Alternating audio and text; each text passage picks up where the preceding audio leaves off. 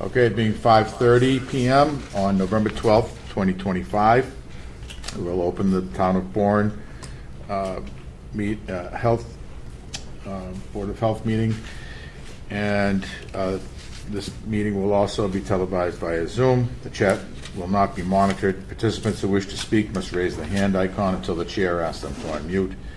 Note this meeting is being televised and recorded by Bourne Community TV for replay. If anyone in the audience is also recording or videotaping, they need to acknowledge such at this time.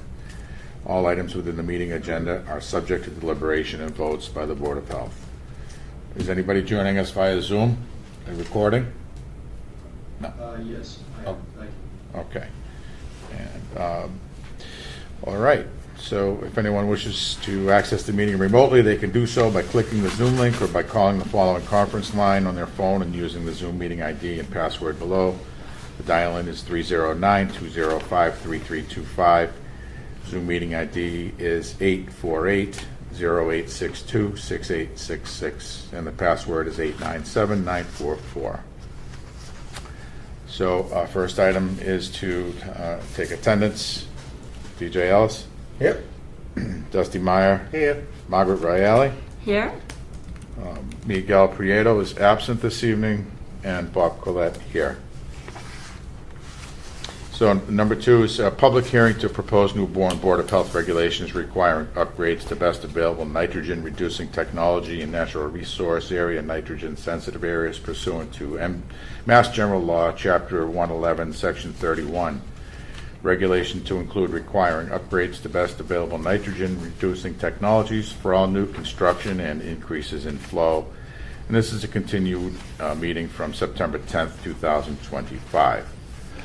So at this time, I'll now call to order the public hearing continued from September 10th to 2025 on the proposed local Board of Health regulation titled Regulation Requiring Upgrades to Best Available Nitrogen Reducing Technology in Natural Resource Area Nitrogen Sensitive Areas. At the previous meeting, public comment was closed. Tonight, the board will continue its discussion on the proposed regulation. The full text of the proposed regulation and all revisions have been made available to the public on the Health Department website and at the Health Department office at Town Hall. So we will now open to further discussion. Until we close it, the hearing remains open until that time. So any further discussions? We have a draft model that Caitlin has put together for us. And Caitlin, if you'd like to expound upon what you've presented to us this evening. Yeah, so tonight's revision is kind of where we left off on what you guys reviewed on September 10th, and then you asked for, an inclusion or a review of the Falmouth regs that were being implemented at the time. When I went to go take a look at them, they had just been voted on promulgation, and so I took the opportunity to kind of merge what Falmouth had with what we had, utilizing their language that just seemed to be more central to what you guys were talking about. Your concerns were about sewer connection feasibility and that type of stuff. There were a few things within Falmouth's regulation that was a little bit more stringent than what we were looking at, so I did highlight those in the draft regs for you guys in our definitions section.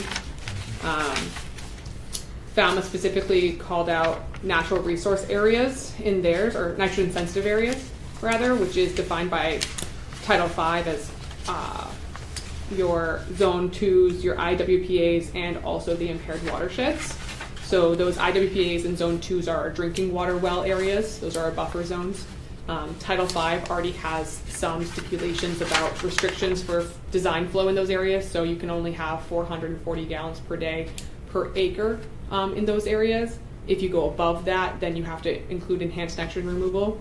So Falmouth's regs took it upon themselves to include those areas as well as the watershed areas to be people that require best available technology for new construction increases of flow. So in that definition section, I wanted to clearly have the board decide what they wanted to define their nitrogen sensitive areas as, if that was all nitrogen sensitive areas as defined by DEP, or the natural resource area, natural sensitive areas that are the impaired watersheds. So that's one thing that really differed between our two regulations that I just wanted to make sure you guys were still on the same page with those. And then what else did Falmouth? Falmouth's regulations stipulate meeting the 10 milligrams per liter threshold for nitrogen removal versus just requiring best available technology. So I didn't know if you wanted to be that specific, because as of right now, the only one that gets to 10 is Nitrex. The other Nitro gets to 11. That's proven. So I didn't know if you want to specifically say 10 milligrams per liter in your regulations, or if you want to just include best available technology as defined by DEP. And none of them are general use that meet 10 milligrams, right? Correct. No, the general use are only Right. the two right now are 19 milligrams Right. per liter. Okay. Mm-hmm. So what you're saying is the Nitrex system is the only one who can get us down to the numbers. That's the only one that has proven to get down to 10 consistently on their list. Yes. The only thing I see wrong with that is they become a monopoly then in this town, and they can charge what they want, which is an unfair advantage to the residents. Right. Right, I had the same thought. Yeah, it's Seems awfully narrow. I think, and I think keeping it broader and just calling it best available nitrogen reduced technology, and DEP's list is ever evolving and changing, so that gives people more flexibility if they have to choose those types of systems. Right. Okay. Any question? Any other questions? Comments? Margaret? Yeah, sure. Go for it. Yes, I want to reiterate, thank you. The information that you provided was very helpful, and I've been trying to scrape around and find, but you don't know what you're finding. Is this correct? Yeah. Or is this so? And yeah, I think we all agree that it makes a lot of sense. The points you are making, that if we don't start to address this right now, we're falling behind. We're getting, our nitrogen sensitive areas are perhaps becoming more and more impaired as we're waiting to find out what's going to happen here. So I mean, we all agree with that. I think the main question, and I think that reset here, I listened to Zach Brzezinski, and I was like, wow. It's not that we don't want to do something about it, but I felt like the concerns that he shared were very, very concerning. In other words, we don't want to, this solution, the data that you shared looks pretty good. I mean, and I read all about the process of certification, each level, progressing to general use, and it sounds good. I mean, but would like to talk about, before we even get to deciding on definitely that we're going to pass regulations, I think that, to me, there'll probably be amended regulations. We're going to take a look at, the ones that you gave us. So we'll probably pass, those. But I would like to just talk a little bit about some of the things that Zach brought up. Because, I mean, he's saying one thing and the data's saying something different. But he's a person he's working with these systems. So, I mean, right? Yeah. So, it's like, oh, well, what do we believe if we aren't doing it ourselves, And I wrote down everything that he said. I listened to it again, and I wrote down all of his concerns. We don't need to go through each one, though, obviously. But let's see. What should we bring up first? He says that basically the data that we're looking at, for example, it says that for general use, the septic tank, I should say, STAR, is 85% compliance at 19 milligrams, per liter. That sounds really pretty good, 85. But then he says, well, in real life, we're not seeing that. We're not seeing these, systems living up to the data. And I'm thinking, well, okay, but if to be general use, it has to have operated in real life. It can't be, it has to have, in other words, it's been, provisional means it's been out there being used by households right? Yeah. If I understand that correctly, throughout the state, they've got them out there, and maybe not a whole lot of them, and they're being monitored carefully. So for several years, they have operated well for them to even be able to be certified. So I'm saying, okay, but he's saying in real life, they aren't. They're not. So once they get, I'm assuming he means once they're general use, and a lot of people are using them. It sounds like there's a lot. He sounds like there's a lot of problems with them. There can That's be. what I he's mean, saying. I haven't necessarily. So SeptiTech, I haven't necessarily seen any data that says that they're not meeting the requirements. Again, I don't. Zach works in multiple jurisdictions, whereas I'm just seeing what's in Bourne. But obviously, you're going to have. And we're really only concerned with this, what's happening in Bourne. Yes, kind of, but I mean, right? ultimately, like what he's saying is probably stemming from, I would say, probably user error. Whether that's people are not maintaining their system properly, there are seasonal residences that are turning their system Right. off. They are utilizing, maybe it's a seasonal Airbnb, and that it's overutilizing the system for more than it was designed for. There's countless things that could affect any system, including conventional system. Are the people who are supposed to be maintaining the system maintaining it correctly? Yes, that is a concern. But if they're so delicate, it's like, oh, is this the answer? If there's, in other words, like you could say, well, cars are the answer to this problem of that this person needs to get from here to there. But if the person is, 7 years old and cannot operate it safely, it becomes more of a problem than it is a solution. That's all. If we're seeing that is a major issue. That's all I'm saying. I want to address the nitrogen issue in our town, and I want to. And I see the need to, but do we know for sure when we hear one expert stand up and say, "Wow, look at all these problems that are going on." Like another thing he brought up too was he directed us to take a look at the Falmouth regulations.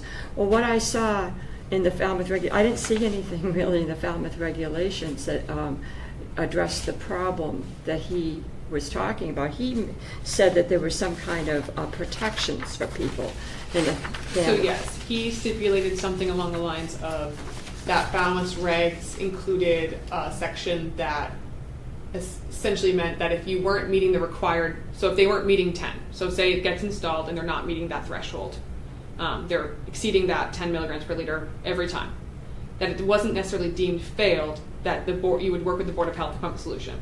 Right. So that's what he was referencing the Falmouth regs. You already have a Bourne Board of Health IA testing regulation that includes that section. Okay. So that already exists, and it essentially means that Barnstable County receives all this data, and if things do not meet the requirements, after they notify the person 1 or 2 times, they notify us. And then at that point, they get put on a board hearing where the board would then hear what the homeowners are talking about, where they're having problems, and then you would work on a solution together to come into compliance. Okay. Doesn't necessarily, So that already exists. You We already have exist it, that yeah. within an existing Okay. regulation. Yes. Okay. So basically, I'm just looking for protections for people, and also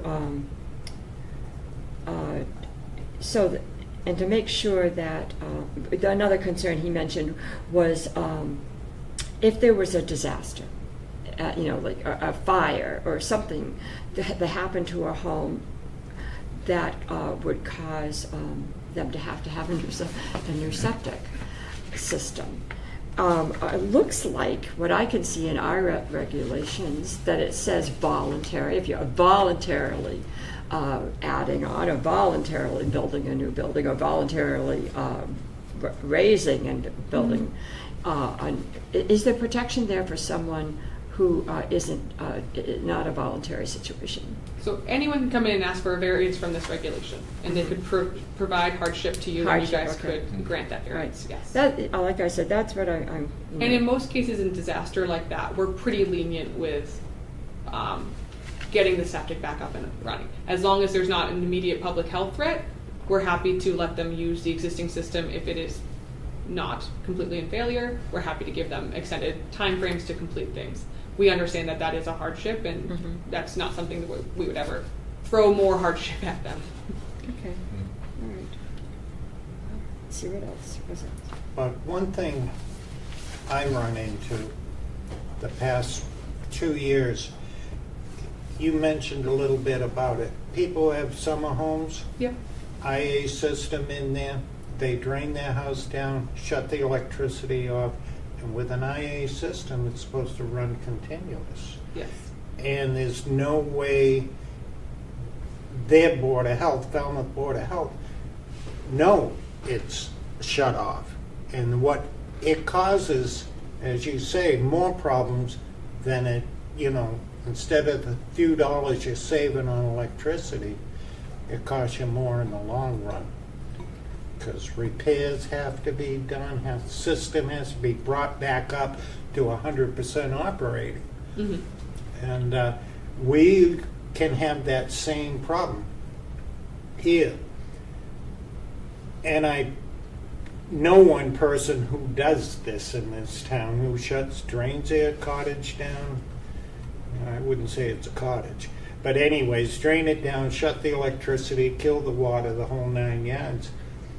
And he was over last weekend, and this brought it up, the first series. And he said, oh yeah, I shut mine off all the time. And I'm looking at him, and the wife turns around and says, he's going to let you have it. And I said, you don't understand, and I don't expect you to understand, because you're not familiar with everything of the IA systems. And you people can't. There's no way you drive by and the light's not on, hey, that's light, it's okay.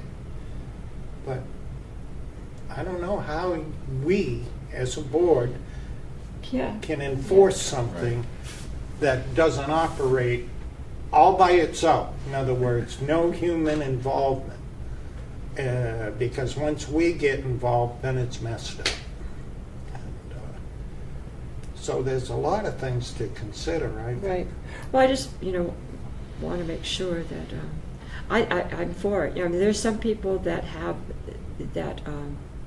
are very, very environmentally conscious. They have the money to invest, and they have the ability to understand. I mean, most people have the ability to understand, but you know what I'm saying, that to take on the responsibility of the system so that it doesn't become more of a liability than but I guess I want to limit them right now as much as possible until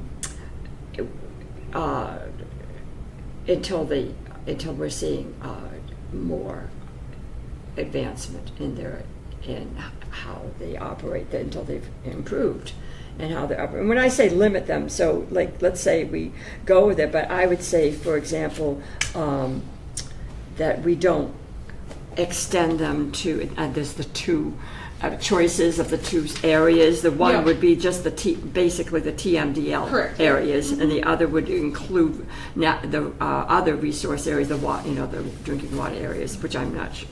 I think I've got it down here, which you would choose. So I would say that keep it to the watersheds, the impaired water. Yeah, and again, not because I don't want to protect all areas, but I'm not sure that I'm not sure they are at the level of they need to be for people to operate them properly. I think like people need training. Well, yeah, maybe they do. I don't know. It sounds like that's part of the responsibility of getting one. I don't know. Like you say though, Dusty, how can we what can we do as a Board of Health to help people to understand these systems better and to be willing to take them on and understand that this costs money, and then people are going to, Like, that's why I was okay, though, with it being for just new construction or adding on, increasing flow, because I'm saying people can make that decision. They can say, well, I don't really want to do it then, because it's too much trouble, you know, and that, but, yeah. But doesn't, on your building code, you put an addition on your house, if you add bathrooms, that's where it comes to us, Nope. no? No. I review all building permits. But when you increase your flow, then you can fall into the IA systems, forced to do Correct. it. So an increase of flow would be an increase in bedroom space. Not bathrooms? Nope. Septic flow is determined by bedroom count.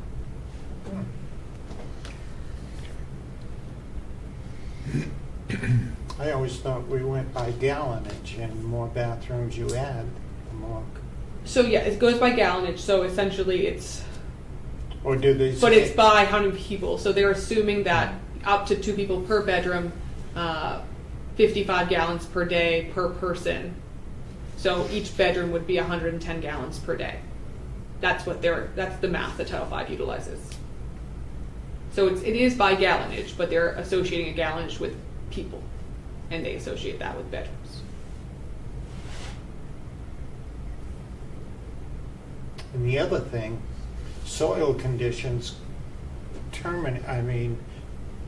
make it that it's not that simple to put a IA system in everywhere until you've done a I've heard that. what we call perk test, Yeah. and the engineer has, okay, we're leaving it up to him to come up with the best system for the conditions that Yeah. he's putting it in.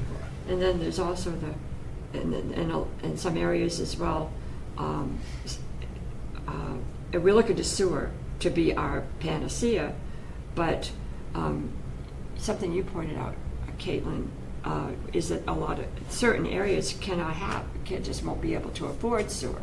Can you just elaborate on that?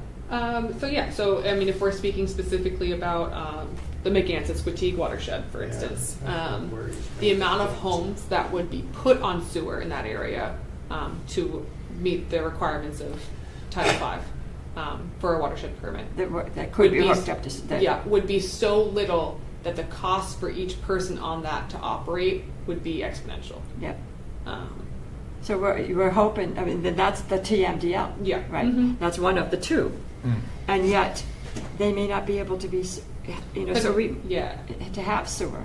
If you think about it, so if sewer were to be established, that's going to be a big capital project, and it's going to be probably based off of taxes are going to go up for people to pay for it as we're doing all of that. But the actual usage fees, so that people who will be utilizing the sewer are paying, is based off of volume. So who else is buying into it, and if there's not a lot of people, then you're paying a higher usage fee because it's just those 50 houses that are attached to it. We could look at smaller treatment facilities. I think that's what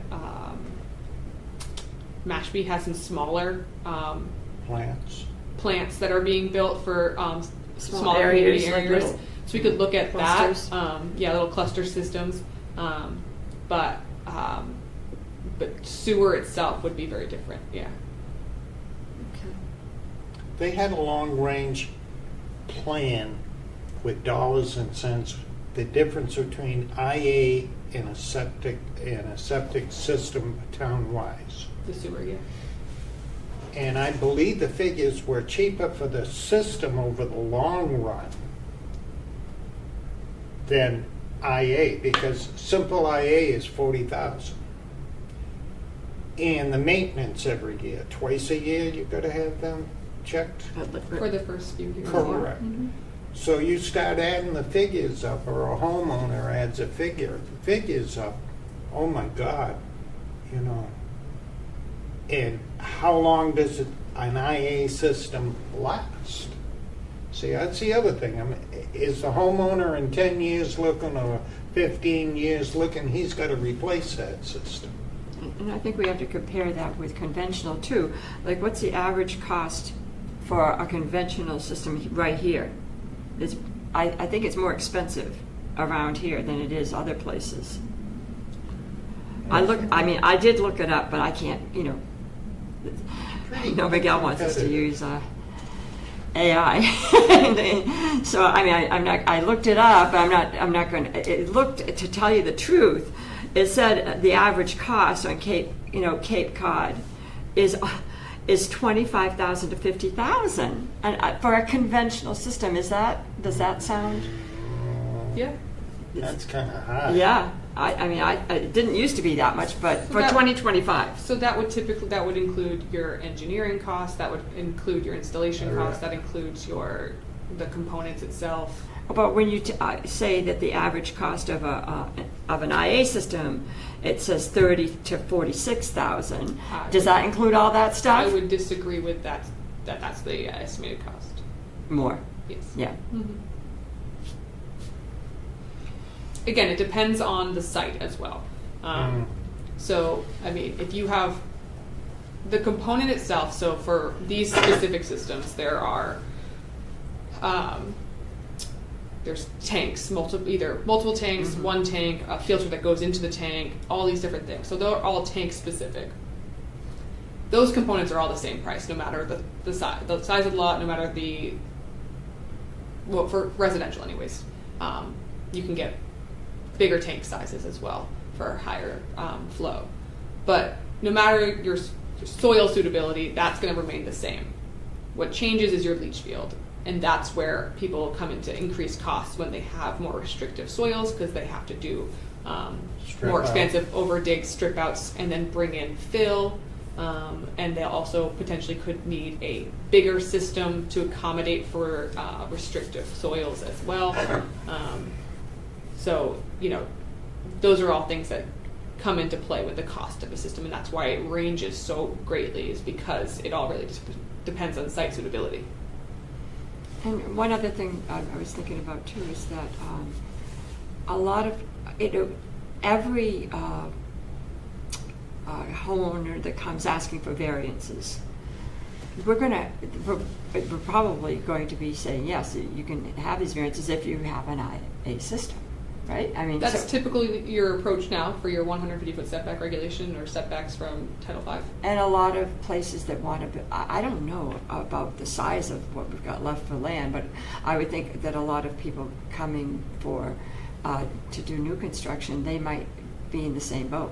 They're going to have IA anyway without even changing the regulations. We still, are going to be requiring a lot of IA systems anyway. From resource areas and from impaired watersheds, yes. If there's if the variances that they're asking for are not, an environmental concern necessarily, it's more along the lines of setbacks to the property line or foundations. Those don't necessarily require IA in your previous approvals. It's just more of other protections that you might have, like a polyliner barrier between the full foundation and the soil absorption system, those types of things. Just additional protections for prevention of breakout and stuff like that. So. Okay. Mm-hmm. What do you Don, what do you think? My thoughts are about needing to protect the nitrogen sensitive areas. That's the number one thing I think we're after. I think we heard some good engineering discussion last time in September about the aspect of keeping the definition consistent with DEP, I think, is what I summarized that to be. Mm-hmm. And I agree with that. Those are my thoughts. Do I agree that we should have the 10? No, I think we should just stay once again with DEP on the definition of what the best available technology is. So that's where I'm leaning. That's my thought process. A lot of great points coming up, but we have to do what's right for these sensitive areas. Mm-hmm. That's what I feel, because we do have the aspect of nature that we want to protect, as well as the well-being of the public. So that's going to interface with that. So those are my thoughts. Have you had any experience with eye systems in your work? I haven't. No. When I was back in North Reading for the 5 years of my experience, that was back in the 80s and 90s before Yeah. it really came out. Okay. And since then, it's more cleanup environmental work that I've been doing Yeah. as opposed to using systems like this in a septic environment.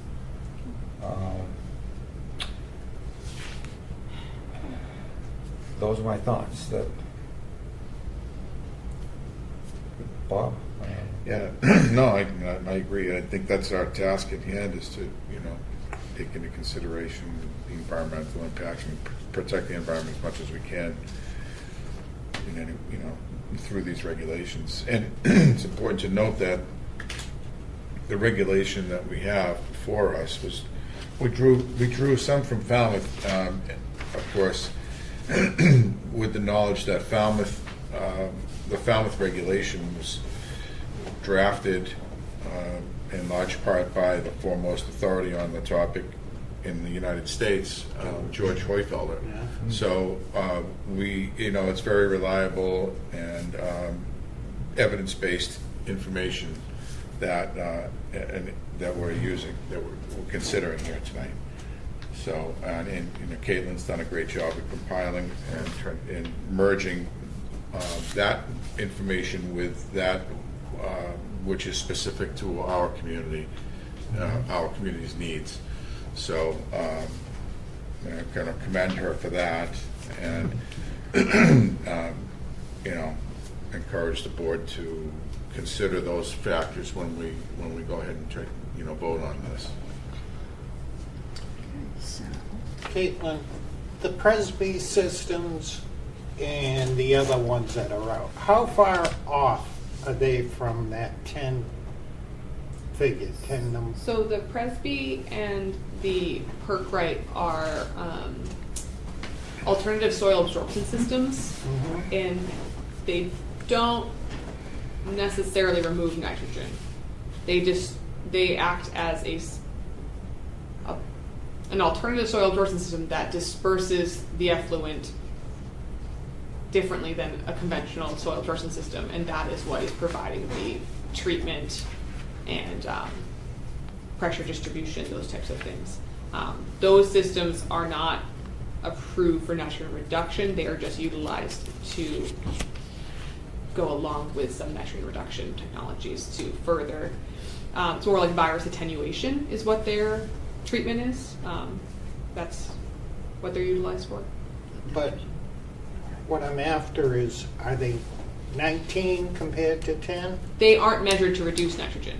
That's not what they're utilized for. What system do we have that does? So the systems that aren't on the list that we see most regularly would be your Singular, your Microfast, Advantex. Advantex is on the list. So yeah, ones that we see regularly right now that are not considered best available are Singular and Microfast. Those both do get to 19. They just were not determined by DEP in their studies to be the best available technology for that.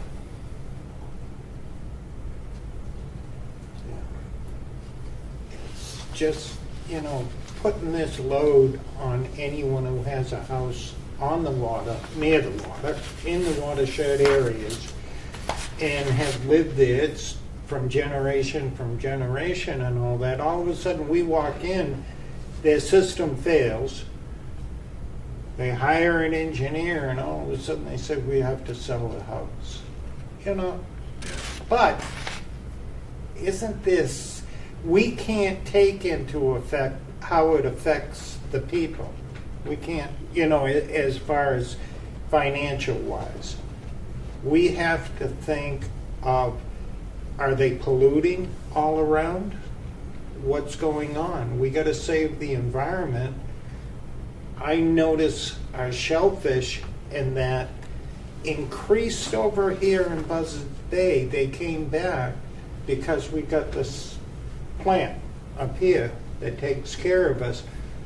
But Squatigue, down that way, I wonder what the results have been down there as far as shellfishing. Because that's our main thing, fishing, shellfishing, swimming, that's what we are, this town. Well, so, all right, so you got an estate on the water, their system fails. They're not adding on, they're not increasing flow. Are they going to come under this regulation? They wouldn't come under this regulation, but if they were asking for variances, they would come before the board, Right. and you could Right. require IA So technology. your situation where they have a failed system, a family that, has a home on the water, they wouldn't necessarily have to, they would, it seems that the only type of situations that are going to come under this regulation are if they want to build a new building or if they want to add on to their house. Now, in the case of a failed system, Yeah. it sounds like it could have, they might have to, just like any other, if they have to put in a new system, then they don't have the property for it, right? Or Correct, they yeah. have the, So essentially, you have an estate on the water that is within your 150-foot buffer, and they have a failed system, so they need to upgrade. They come before the board asking for a Yeah. variance. They could ask to utilize a conventional system, but they would need to prove to you that it's providing Right. environmental protection in some so that's way. where it is now Yeah, anyway. that's for your current everybody, regulation, yeah. Right. Mhm. So I understand your concern, that's, about people that aren't looking, and so that's, again, why I'm willing to go along with these regulations, because they are only for new people that are building a new building, or, they're raising and building a new building, or adding on. And, a family doesn't have to do that. They don't have to, they can opt not to do that. Well, I believe we've been doing that anyways, because if we can get an IA system on a piece of property that a system failed that's in the water area, we've done something. We've lowered the nitrogen Right. as low as we can right. and all that. So I Yeah. think with this particular regulation, how it differs from your 150-foot setback is specifically that you have to take into consideration that the watershed doesn't necessarily mean you're near the water. Right. This is all houses on Clay Pond Right, Road. This right, is okay. houses on Tom Ave. Those are not houses that are near the water. Those are not houses that have water view. That's not houses near any wetlands. Those are houses that just happen to be in the direction of groundwater flow to the estuaries. So that's what differs here, is that correct. It's not someone who would necessarily be coming to us for a variance in any aspect, so we would never have them do IA technology. This is just, this regulation would institute a requirement for it if they are going to be increasing flow or new construction, which is what is different from current regulations that you guys have. And years ago, we went from the state mandated 100-foot setback. Mhm. Okay, we went to 150-foot setback. So we took steps back then to help. To be protective, yeah. Correct. And that. So I've heard rumors, and this is solely nothing to do with you people, it's to do on the state level, that we talk back and forth of going 500 feet. Now, you'd have demo all the houses along the whole What way. did we say? Mashpee has a 1,000-foot setback. Mashpee did quite the project about 3 years ago. Yeah, they were included because they were having severe freshwater pond issues. Exactly. And they were trying to, PFAS was Yeah. involved in all this and that. We worked down there quite a while and that. I have not heard how it's doing. I have not heard. Yeah, I know that they have a strong start on their watershed permit because they were already doing those Correct. plans, which is great for them. And they do have a couple new sewer areas that they're doing, but they are proposing a good chunk of IA. Oh no, that's Falmouth. Falmouth is doing 2 new sewer areas and then a good chunk of IA areas that will be doing innovative alternative systems.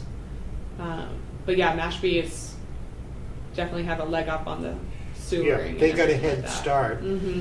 and expensive head Oh, start. yes. Yeah, Mhm. and but you know, you look at it with New Seabury and all that, they got the money.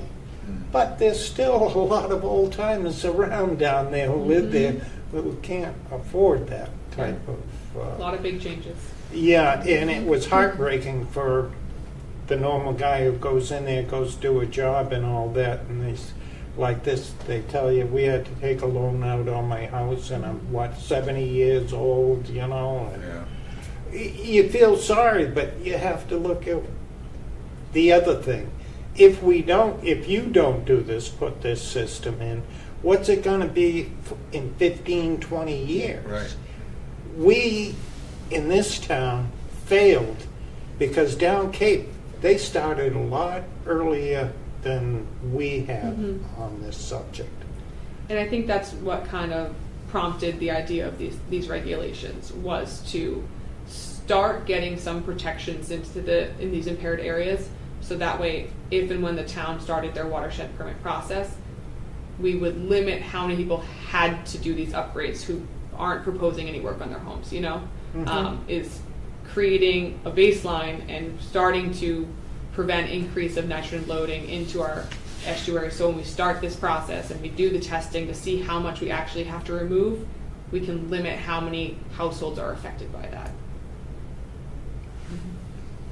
Right, and as far as new construction goes, there's not a lot of space left. I mean, especially those areas that you mentioned, you Yeah. know, Tom Ave, Howard Ave, up that way. That's all built out already, and the town has very little open space left on which to build. Yep. So, largely going to be looking at people who just want to expand, you know. Yeah, I think what we're seeing a lot in those areas are the increases of accessory dwelling units. Yeah. On those That's what I was properties. thinking.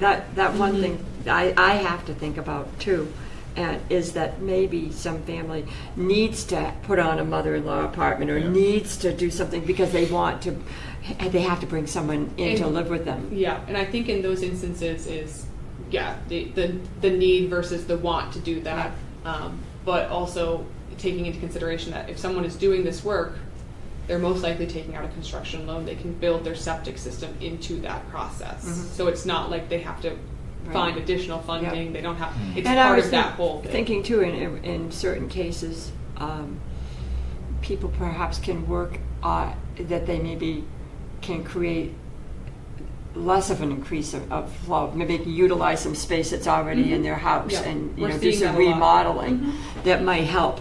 They may have to make a choice like that because basically it sounds awful, but the population is growing and it is going to maybe discourage some of that because of what our land can hold. And I mean, don't like to think of it be like that, but there's other sensitive areas around the country that it's just they can't have that many people living there. But anyway. All right, so should we talk about the now that we've gone over all this stuff? I don't mean to say that we can't keep talking about it, but No. shall we move on and talk about the regulations, like the questions that you had, like how? Yeah, a couple of things that we just need to, if the board is entertaining Yeah. an approval tonight, what we would need to move forward with. So, yes, is the board in agreement that we would want to keep to just the watershed areas as our definition of NSAs in this regulation, or do you want to include the groundwater, drinking water areas? Well, I said what I thought, but I'm Yeah. open to other people. And I think Don said he would say consistent with DEP's definition. Right. As would I. What is EEP? What is that? DEP. So DEP. yeah. So EEP. What is that? so in that same instance, are we looking to keep it a little bit more broad as we're requiring best available, not necessarily something that reaches 10 milligrams per liter? Oh, yeah. Okay. Yeah, it might be unattainable in a kind of consistent basis, like you were saying. Yeah. And then the other thing that I wanted to ask is, I kind of changed the name of the regulation a little bit in the new Right. version. So the original draft regulation said regulation requiring upgrades to best available nitrogen reducing technology. I wanted to remove upgrades because necessarily construction wouldn't be an upgrade. It could just be a new build. Right. So the newer merged version said requirements for best available nitrogen reducing technology within natural resource area, nitrogen sensitive areas. And is everyone comfortable with that? Or do you want specifically in the title something about new construction, or are we okay with that in the purpose it says that? Okay, then would you just repeat that again Yeah. from the beginning? Yeah. So the original regulation name included regulation requiring upgrades to best available. Instead, for this one, I had requirements for best available nitrogen reducing technology because it's not necessarily going to be an upgrade for every property. It could be completely new construction. So I just want to keep That the makes wording, sense. the syntax essentially Yeah. the same. Okay. And then in the regulation title, do you want anything specifically calling out new construction or increases of flow, or are we comfortable with that being within the purpose of the regulation? I don't want the name to be too bulky. No, but that should be automatic. New construction, new everything. Right. But if it's in the purpose. Requirements. I think that requirements, for the to just say requirements is fine. Okay, Because and you're then gonna, define you're it gonna further. stipulate it Yeah. within Mhm. what you're talking about, what the requirements are. Yeah. Right. Okay, yeah, so the requirements have new construction, increases of flow. Right. All right, okay, that makes sense.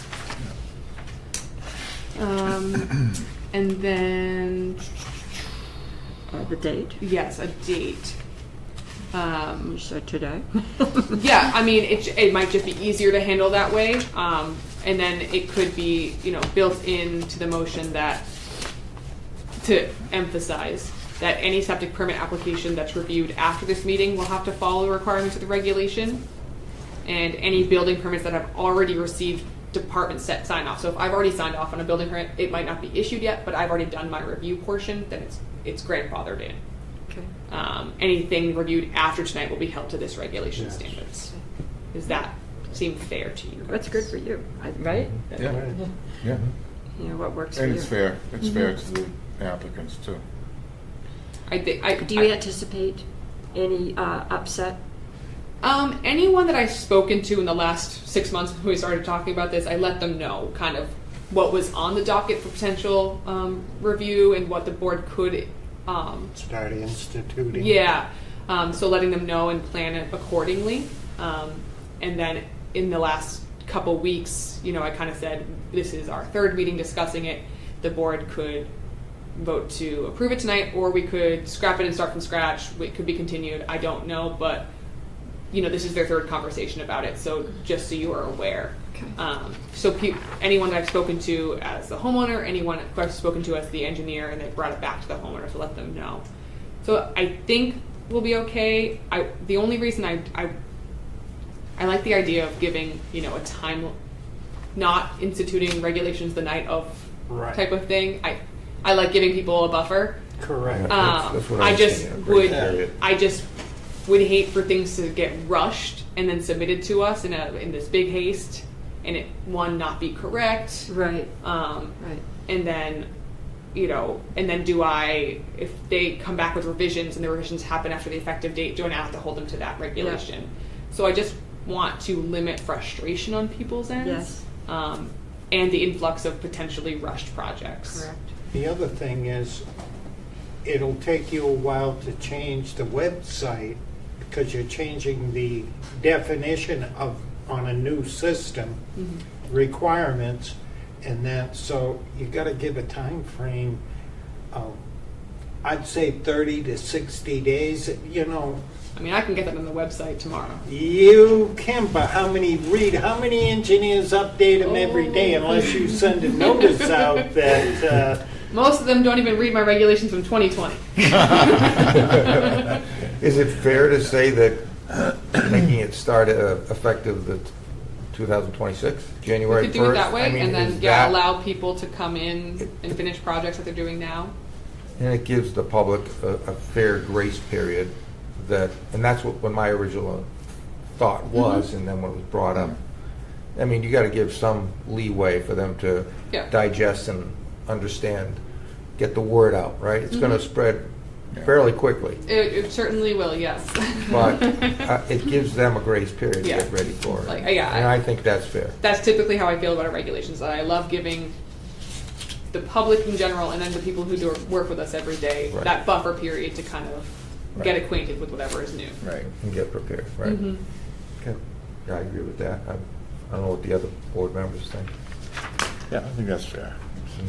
It doesn't create any hardships. No, for and then you. that gives Yeah. people, A you lot more know. time to rush. So yeah, exactly. So I mean, people will, they anticipate this, so they'll try and get their projects in probably Yeah. before Christmas. Yeah. And I mean, that's fine. Yeah. Yeah. So like, what, January 1st, is that right? Yeah, just do Yeah. a 2026 start okay. date. Mm-hmm. All right. Was there anything else that we need to talk about in here? So we like the best available definition versus 10 milligrams. We're going with requiring manner Let's technology. see here, okay. And then NRNSA.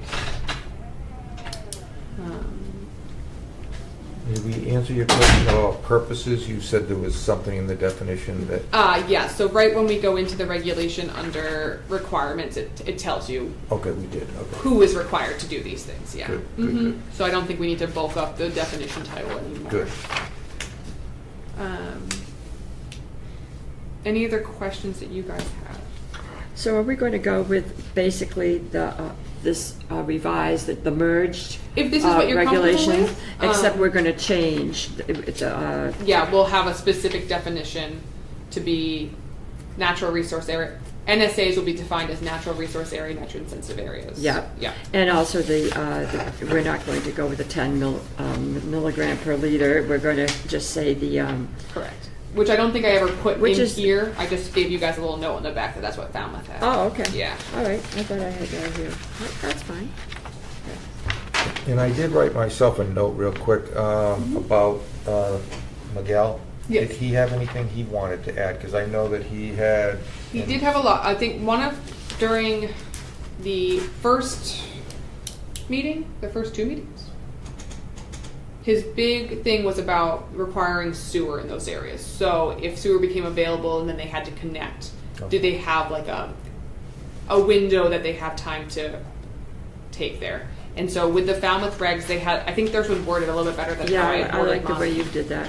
And so I put that in there. Yeah. Okay. Was it good. 15 years 15 after years. sewer construction? Exactly, or 20 years after the installation Yeah. of their best available network. Yeah, so that gives them that buffer period to kind of come up with that. Yeah, I really like that. Yeah, because I remember he had an unfortunate Yeah, that conflict, was so I want to make one of sure. his main concerns. Yeah, that I was his biggest good. concern was causing additional hardships on people, essentially. Yeah. Yeah. All right, good, thank you. And then I think we built in the hardship and technical infeasibility portion. So essentially, if someone couldn't do this for whatever reason, they could write that to the board and ask for A a variance. waiver or variance. Yeah. So we have that opportunity for you Yeah. guys to vary from this regulation if hardship were determined. Okay. That's good. Great. Okay, any further comment from the board? No? Anyone on Zoom? No, we can't take comment from the public anyway.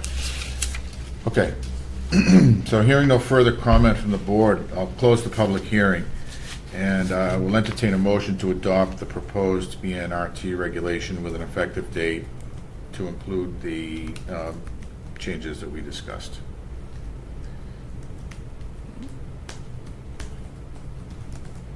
Anybody take a crack at that? Anybody want to make a motion?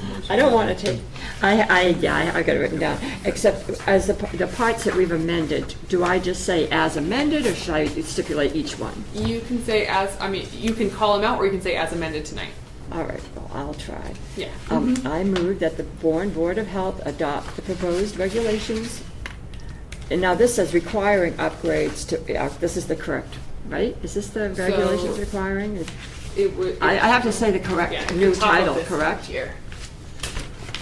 If you want to. I've got it right Yeah, here. perfect. Yeah, okay, sorry.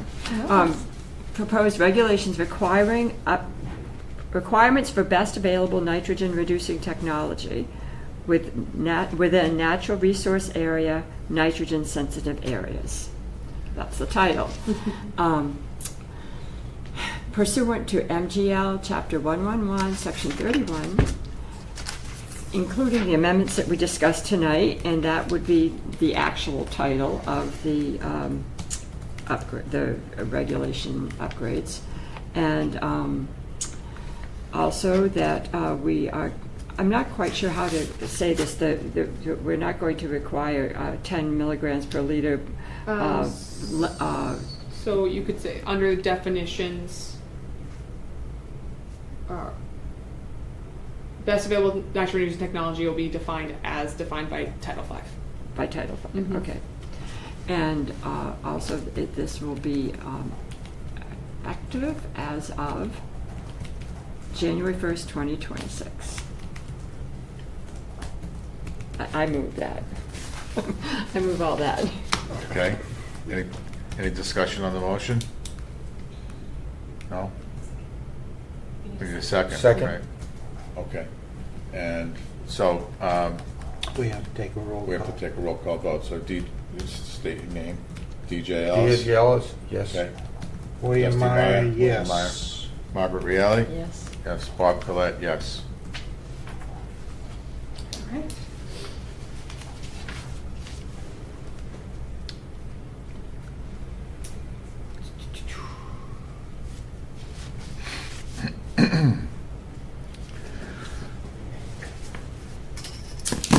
Okay.